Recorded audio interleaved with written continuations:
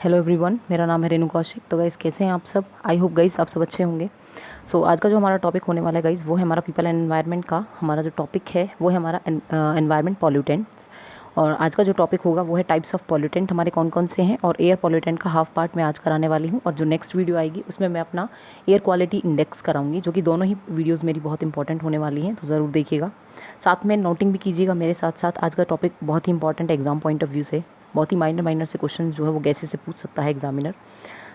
आज के टॉपिक पर चलते हैं। सबसे पहले कि एनवायरनमेंट क्या है। एक तरीके से एनवायरनमेंट हम सभी जानते हैं, जो हमारी सराउंडिंग है वो हमारा एनवायरनमेंट है, ठीक है। अब एनवायरनमेंट पॉल्यूशन का मतलब क्या है, किस किस चीज़ का पॉल्यूशन होना। एक तरीके से सॉइल का, ठीक है, आपके लैंड का, वाटर का, एयर का, इनका क्या होना, एक तरीके से पॉल्यूशन होना, इनका एक तरीके से ख़राब होना, ठीक है, वो हमारा एनवायरनमेंट पॉल्यूशन का पार्ट होते हैं।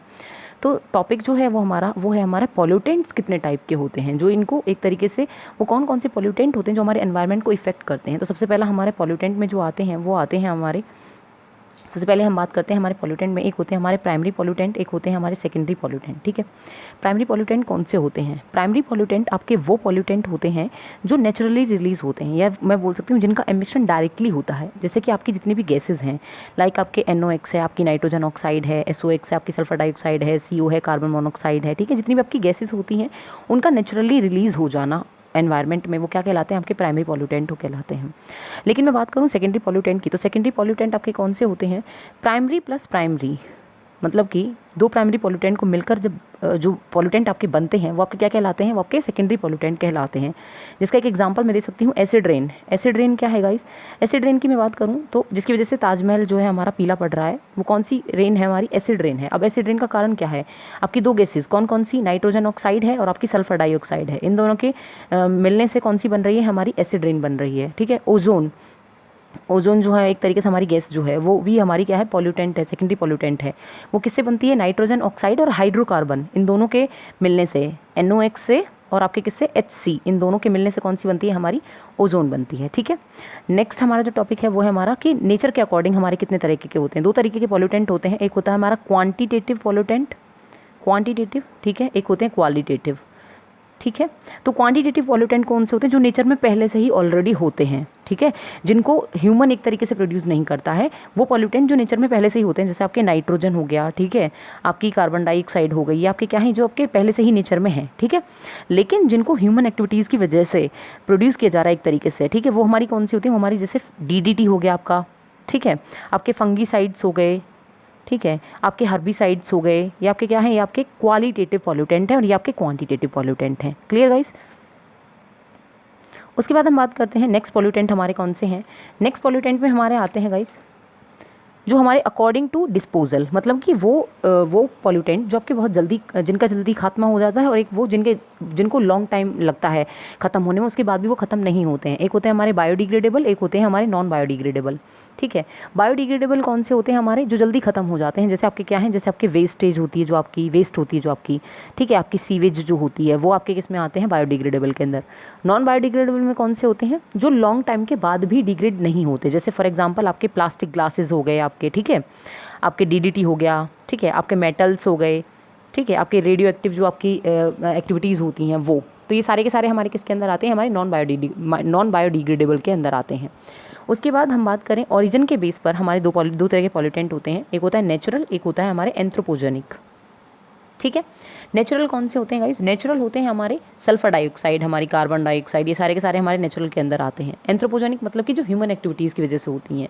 रेडियो एक्टिविटीज़ जो होती हैं वो आपकी, वो सारी की सारी किसके अंदर होती हैं? जैसे आपके जितने भी आपके बड़े बड़े पावर प्लांट्स होते हैं, इनसे निकलने वाली जो हमारी रेडियो एक्टिविटी जो रेज होती हैं, या फिर हमारे जो क्या बोलते हैं पॉल्यूटेंट्स जो होते हैं, वो हमारे किसके अंदर आते हैं? वो हमारे एंथ्रोपोजेनिक एक्टिविटीज़ के अंदर होने वाले इसके अंदर आते हैं, ठीक है। उसके बाद हम बात करते हैं कि मेजर कॉजेज़ क्या हैं आपके पॉल्यूशन के। देखिए मेजर कॉजेज़ में सबसे पहले आती है आपकी पॉपुलेशन, ठीक है। पॉपुलेशन की वजह से क्या होता है? जितनी ज़्यादा पॉपुलेशन होती जाती है, रैपिड इंडस्ट्रियलाइजेशन होता है। इंडस्ट्रियलाइजेशन होता है जिसकी वजह से अर्बनाइजेशन होता है। अर्बनाइजेशन की वजह से अनकंट्रोलेबल एक्सप्लॉयटेशन होता है नेचर का, और नेचर का एक्सप्लॉयटेशन होता है जिसकी वजह से आग लग जाना जंगलों में, ठीक है, वोल्केनिक इरप्शन हो जाना, स्ट्रॉन्ग विंड्स का आ जाना, जिसकी वजह से क्या होता है? बहुत ही ज़्यादा पॉल्यूशन जो है एनवायरनमेंट के अंदर होता है।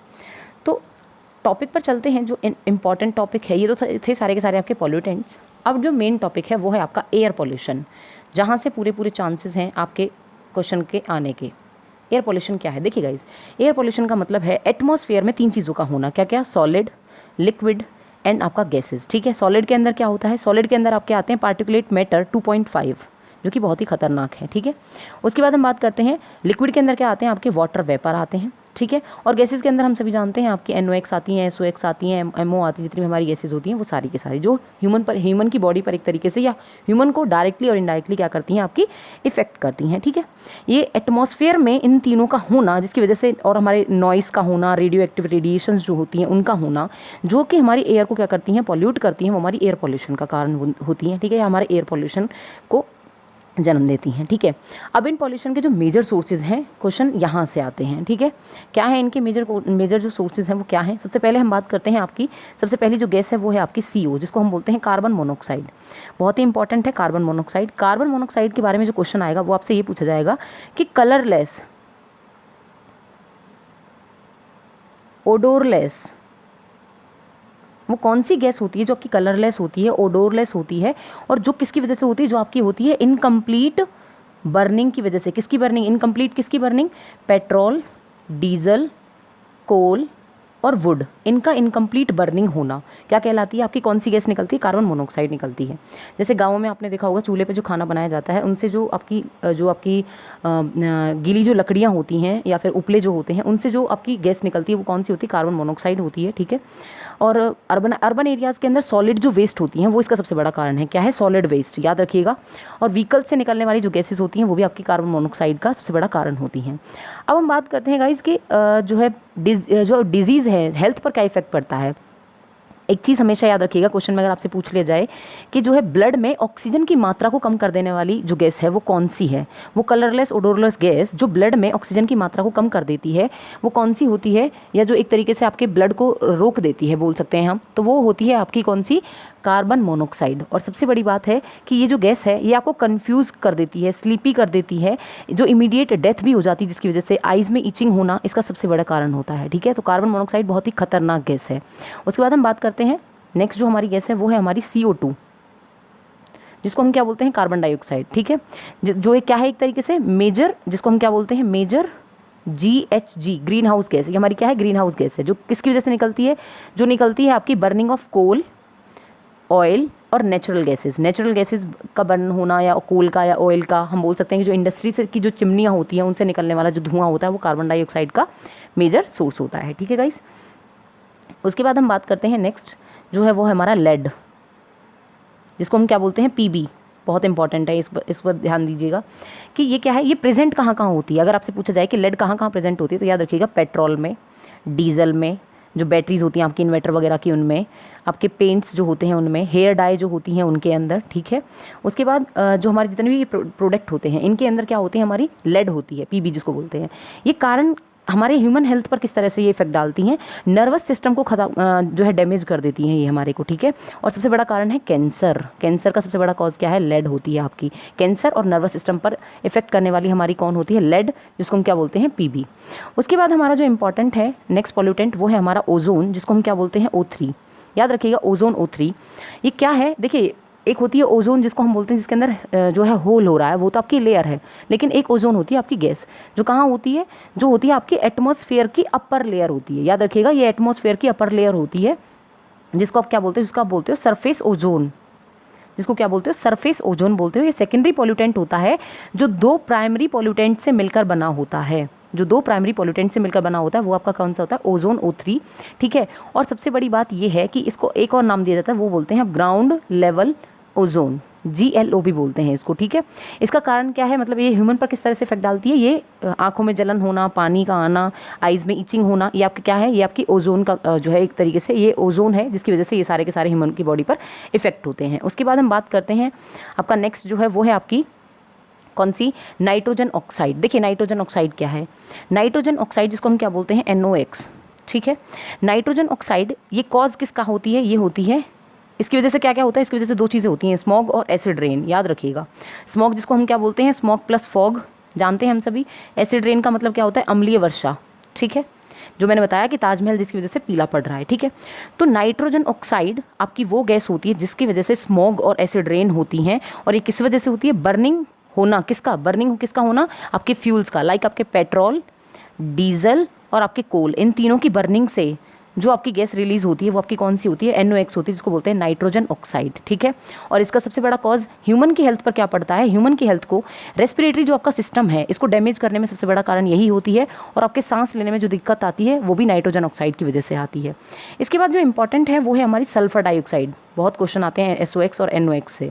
देखिए दोनों में जो है ज़्यादा कुछ बेसिक डिफरेंस नहीं है, क्योंकि जो कारण SOx होती है उसी का ही आपका जो है NOx भी होती है, जिसको हम क्या बोलते हैं? SOx बोल दो या SO2 बोल दो, सल्फर डाइऑक्साइड, ठीक है। तो सल्फर डाइऑक्साइड जो है वो गैस होती है जो प्रोड्यूस होती है बर्निंग किसकी वजह से? कोल की वजह से, ठीक है। और सबसे बड़ा मेजर सोर्स होती है थर्मल पावर प्लांट, याद रखिएगा। थर्मल पावर प्लांट सबसे बड़ा कॉज होती हैं, और जब आपकी मेटल होती हैं, आपके पेपर बनाने वाली जितनी भी इंडस्ट्रीज़ होती हैं, ठीक है, ये जितने बड़े बड़े आपके पावर प्लांट्स होते हैं, इनसे निकलने वाली कौन सी गैस होती है? आपकी सल्फर डाइऑक्साइड होती है, जो मेजर कॉन्ट्रीब्यूशन किस में रखती है? सबसे बड़ा कारण किसकी मतलब जो दो चीज़ें मैंने बताई अभी आपको, स्मॉग और आपका कौन सा दूसरा? एसिड रेन, ये भी किसकी वजह से होती है? आपकी सल्फर डाइऑक्साइड की वजह से होती है। अब आपको ये ध्यान में रखना है कि अगर आपसे क्वेश्चन में पूछा जाए कि वो कौन सी गैसेज होती हैं जो स्मॉग का और एसिड रेन का कारण बनती हैं, तो SO2 लगा के या SOx लगा के मत आ जाइएगा, वहाँ पर याद रखिएगा NOx भी इसका कारण होती है। ये दोनों गैसेज होती हैं जिसकी वजह से स्मॉग और एसिड रेन होती है, ठीक है। लास्ट टॉपिक जो है हमारा वो है हमारा कौन सा? PM, जिससे क्वेश्चन डेफिनेटली आएगा, किसी ना किसी सेट में तो डेफिनेटली आएगा, जो क्या है? Particulate matter. अब पार्टिकुलेट मैटर क्या होते हैं? आपने नाम सुना होगा दो चीज़ों का, एक होती है डस्ट, एक है आपकी क्या? सूट, ठीक है। डस्ट क्या है? धूल, जिसको क्या बोलते हैं हम? धूल। ये होता है आपका धुआं, ठीक है। तो डस्ट और सूट एक तरीके से जो इनकम्प्लीट आपकी बर्निंग होती है उनसे जो डस्ट निकलती है, उनसे जो आपके सूट निकलते हैं, ठीक है, तो वो आपके क्या कहलाते हैं? वो आपके पार्टिकुलेट मैटर कहलाते हैं। ये बहुत ही छोटे होते हैं, जिनको एक तरीके से आप अपनी आंखों से नहीं देख पाते, कुछ इतने जो है पार्टिकुलेट इतने छोटे छोटे होते हैं। तो जो एक इम्पॉर्टेंट जो फैक्ट है PM के बारे में वो ये है, याद रखिएगा, ये आ सकता है वैसे भी, लेकिन फिर भी अपनी नॉलेज के लिए होना बहुत ज़रूरी है, कि इनका जो साइज़ होता है वो होता है 0.001 टू 500 माइक्रोमीटर इन डायमीटर, ठीक है। ये इनका जो साइज़ होता है ना, ये इतना होता है 0.001 टू 500 माइक्रोमीटर इन डायमीटर। अब आपसे जो क्वेश्चन में पूछा जाएगा फैक्ट, वो ये फैक्ट होगा कि वो पार्टिकुलेट मैटर जो लेस देन 10 माइक्रोमीटर के होते हैं वो कौन से होते हैं? याद रखिएगा, जो मूव करते हैं और जो फ्लोट करते हैं हवा के साथ साथ, वो आपके कितने होते हैं? वो आपके लेस देन 10 माइक्रोमीटर होते हैं। याद रखिएगा, लेस देन 10 माइक्रोमीटर के जो होते हैं वो आपके कौन से होते हैं? जो मूव करते हैं, फ्लोट करते हैं। लेकिन जो मोर देन 10 होंगे वो आपके मूव नहीं करेंगे या वो फ्लोट नहीं करेंगे एनवायरनमेंट के अंदर, ठीक है। अब जो SPM है इसका मेजर सोर्स क्या है? मतलब ये कहाँ से निकलते हैं? ये निकलते हैं आपके व्हीकल्स से, आपके पावर प्लांट से, आपकी जो कंस्ट्रक्शन जितनी भी एक्टिविटीज़ होती हैं उनसे, आपकी जितनी भी रिफाइनरीज़ जो आपकी बड़ी बड़ी जो एक तरीके से मैं बोल सकती हूँ जो ऑयल इंडस्ट्रीज़ होती हैं उनसे, ठीक है, आपके रेलवे जितने भी यार्ड्स होते हैं वहाँ से, मार्केट प्लेस के अंदर, ठीक है, आपकी इंडस्ट्रीज़ के अंदर। तो ये सारे के सारी जगह होती हैं जहाँ से ये जो मेजर सोर्सेज हैं आपके इन SPM के होने के, सस्पेंडेड पार्टिकुलेट मैटर के होने के। अब यहाँ पर जो फैक्ट है गाइज वो ये है, इंपॉर्टेंट फैक्ट जो है सस्पेंडेड पार्टिकुलेट मैटर से रिलेटेड, जो सबसे बड़ा मेजर जो पॉइंट है वो ये है कि इसका नाम आप याद रखिएगा, इससे क्वेश्चन डेफिनेटली आएगा, PM 2.5। PM 2.5 बहुत ही ज़्यादा खतरनाक है, एयर पॉल्यूशन का सबसे बड़ा सोर्सेज है। ये वो पार्टिकुलेट मैटर जो बहुत ज़्यादा इफेक्ट करता है आपके एयर को, ठीक है, जिसके लिए CPCB नाम याद रखिएगा, CPCB जिसको क्या नाम दिया है? सेंट्रल पॉल्यूशन कंट्रोल बोर्ड, जो जिन्होंने एक साइज दिया है पार्टिकुलेट मैटर को जो है 2.5, ठीक है। इन्होंने एक तरीके से इसको सबसे बड़ा जो है वो सोर्सेज माना है, रिस्पॉन्सिबल या ग्रेटर कॉज माना है ह्यूमन की हेल्थ को हार्म करने से रिलेटेड, ठीक है गाइज। ये आपको बताना था मुझे। आज का जो टॉपिक है वो यहीं तक है, क्योंकि नेक्स्ट जो टॉपिक होगा वो होगा एयर क्वालिटी इंडेक्स पर, उसको भी देखना मत भूलिएगा। Thank you so much guys.